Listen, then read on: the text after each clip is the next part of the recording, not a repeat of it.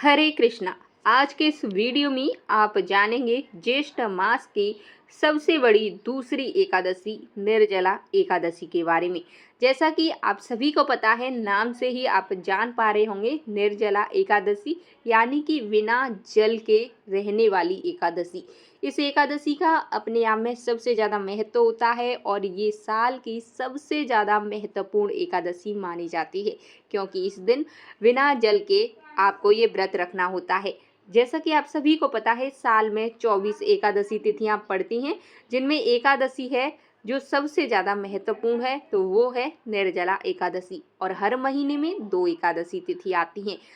जैसा कि आप सभी को पता है कि ज्येष्ठ मास की पहली अपरा एकादशी निकल चुकी है और ये है ज्येष्ठ मास की दूसरी एकादशी, जिसे हम निर्जला एकादशी के नाम से जानते हैं। तो देखिए, हम आज इस वीडियो में बताने वाले हैं कि निर्जला एकादशी का व्रत आपको कैसे रखना है, किस तरह पूजा करनी है, किस तरह से पूजा में नियमों का पालन करना है और आप व्रत के दौरान कौन कौन से फल खा सकते हैं या पानी पी सकते हैं या नहीं पी सकते हैं, किस तरह से आप ये व्रत रख सकते हैं। जो महिलाएं पहली बार व्रत रखना चाहती हैं, क्या वे एकादशी का व्रत इस एकादशी से उठा सकती हैं, ये सारी संपूर्ण जानकारी आज के वीडियो में आपको प्राप्त होने वाली है। तो बने रहिए हमारे साथ वीडियो के अंत तक। और हाँ, अभी तक वीडियो को लाइक नहीं किया तो वीडियो को लाइक करके चैनल को सब्सक्राइब जरूर से कर लें। देखिए, पुराणों के अनुसार इस व्रत को करने से आपको जितनी भी साल भर में एकादशी आती हैं, उन सभी एकादशियों का फल प्राप्त हो जाता है। तो इसीलिए इस एकादशी का व्रत रखना बहुत ही ज़्यादा जरूरी होता है। जैसा कि मैंने बताया, ज्येष्ठ का महीना चल रहा है, यानी ज्येष्ठ मास के शुक्ल पक्ष की जो एकादशी आएगी वो होगी निर्जला एकादशी। निर्जला एकादशी का व्रत रखने से भगवान विष्णु की कृपा मनुष्य के ऊपर असीम समय तक बनी रहती है और हाँ, उनका आशीर्वाद सदैव मनुष्य के ऊपर बना रहता है, जिससे मनुष्य की दीर्घायु और मोक्ष की प्राप्ति होती है।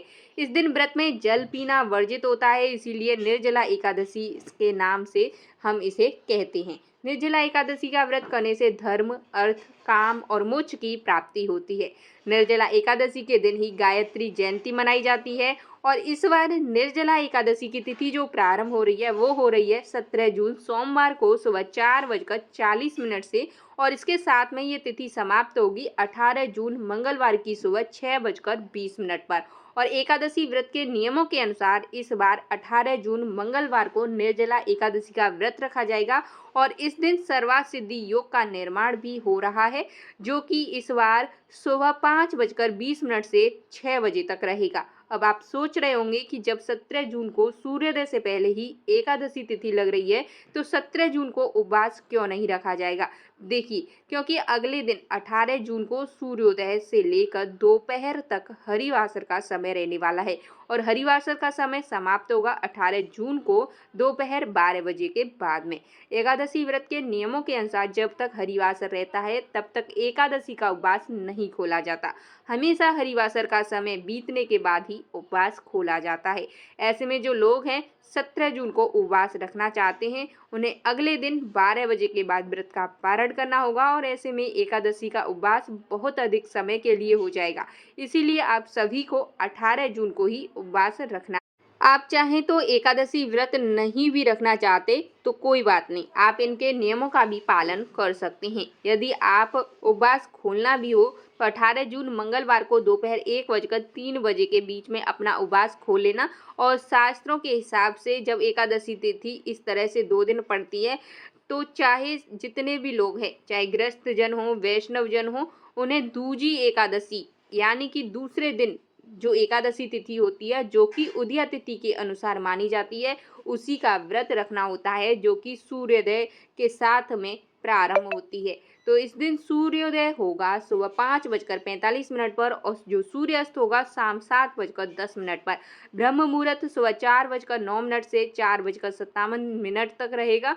शिव योग सारा दिन रहेगा, जो कि रात 9:38 पर समाप्त हो जाएगा। उसके बाद सिद्धि योग प्रारंभ हो जाएगा। फिर अभिजीत मुहूर्त दोपहर में 12:01 से 12:54 तक रहेगा। फिर उसके बाद में राहु काल दोपहर 3:40 से लेकर 4:20 तक रहने वाला है और 19 जून बुधवार को सूर्योदय होगा 5:45 पर और सूर्य अस्त होगा शाम 7:10 पर। ब्रह्म मुहूर्त में सुबह 4:09 से लेकर 4:57 तक रहेगा। तो सिद्ध योग सारा दिन रहेगा जो कि रात 9:01 पर समाप्त होगा। इसके बाद में साध्य योग प्रारंभ हो जाएगा। यही सभी योग शुभ है और इन सब योगों में आप पूजा पाठ कर सकते हैं। कोई शुभ कार्य भी करना चाहें तो वो भी कर सकते हैं। उपवास इस समय बहुत ही ज़्यादा फलित होता है। नक्षत्र के समय शाम 5:20 तक जो विशाखा नक्षत्र है वो रहने वाला है और राधा नक्षत्र उसके बाद में प्रारंभ होगा। तो इस दिन राहु काल दोपहर 12 बजे से 1 बजे तक रहेगा और द्वादशी तिथि होगी वो 18 जून मंगलवार की सुबह 6:02 से समाप्त होगी और 19 जून को सुबह 7:02 पर। क्योंकि बुधवार को सुबह जल्दी ही द्वादशी तिथि समाप्त हो जाएगी, इसीलिए तिथि समाप्त होने से पहले आपको इस एकादशी का जो व्रत है वो खोल लेना है। देखिए, पारण मुहूर्त के बारे में अब हम आपको बता देते हैं। 19 जून बुधवार को एकादशी व्रत का पारण किया जाएगा जो कि सुबह 5:45 से लेकर 7:20 के बीच में निर्जला एकादशी का जो पारण होगा वो खोला जाएगा और इसी शुभ मुहूर्त में आपको व्रत खोल लेना है। और हाँ, देखिए, सुबह स्नान करके सूर्य देव को अर्घ्य जरूर दें और इसके बाद एकादशी के दिन पीले वस्त्र धारण करें और भगवान विष्णु की पूजा करें। व्रत रखना चाहते हैं तो व्रत का संकल्प ले सकते हैं। निर्जला व्रत रखना चाहते हैं तो निर्जल व्रत का संकल्प आप ले सकते हैं। यदि फलाहार ग्रहण करके व्रत रखना चाहते हैं तो फलाहार का भी आप संकल्प ले सकते हैं। ये आपके सामर्थ्य के अनुसार है, आपके ऊपर जैसे भी भगवान विष्णु की कृपा होगी आप उस हिसाब से ये व्रत रख सकते हैं। अगर वो चाहेंगे तो आप अच्छे से निर्जला व्रत भी रख सकते हैं, परंतु आप रोग बीमारी से परेशान हैं, दवाइयाँ खा रहे हैं, तो मैं तो यही कहना चाहूँगी कि आप जो है कुछ फलाहार के साथ में ये व्रत रख सकते हैं। देखिए, भगवान विष्णु की पूजा में आपको विशेष रूप से जो पीले वस्त्र हैं उनका प्रयोग करना है और उनकी पूजा में पीले पुष्प ही आपको समर्पित करने हैं और तुलसी दल आपको एक दिन पहले तोड़कर रख लेना है और उसी के दल से पंचामृत आपको भगवान विष्णु को अर्पित करना है और भगवान विष्णु माता लक्ष्मी जी के मंत्रों का आपको इस दिन जाप करना है।